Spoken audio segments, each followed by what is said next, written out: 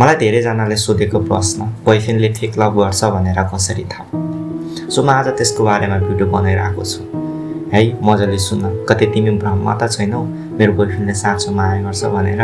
मैले भनेका यी 4 कुरा सुन, त्यसपछि तिमी आफै छुट्याउन सक्छौ तिम्रो बोयफ्रेन्डले तिमीलाई फेक लभ गर्छ कि नै है। पहिलो नम्बरमा, ऊ तिमीसँग फ्री हुँदा मात्रै बोल्छ। बेसी समयमा उसले कहिले पनि तिमीलाई एउटा पनि टेक्स्ट गर्दैन है।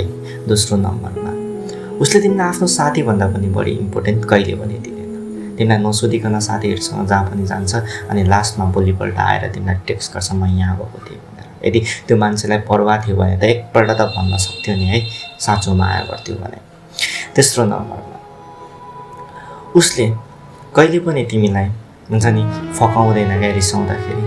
तिम्रो गल्ती होस् नहोस्, तिमी रिसाउँदा पनि कोही मान्छेले फकाउँछ भने पो उसले तिमीलाई साँचो माया गर्छ त। यदि गर्दैन भने त त्यो मायामा के माया भयो र? चौथो नम्बरमा, फाइनलमा, उसले कहिले पनि रिलेसनसिप पब्लिक गर्दैन र आफ्नो फोन कहिले पनि तिमीलाई छुन दिँदैन। तिमी आफै बुझ्छ, फोनभित्र धेरै कुराहरू लुकेको हुन्छ है।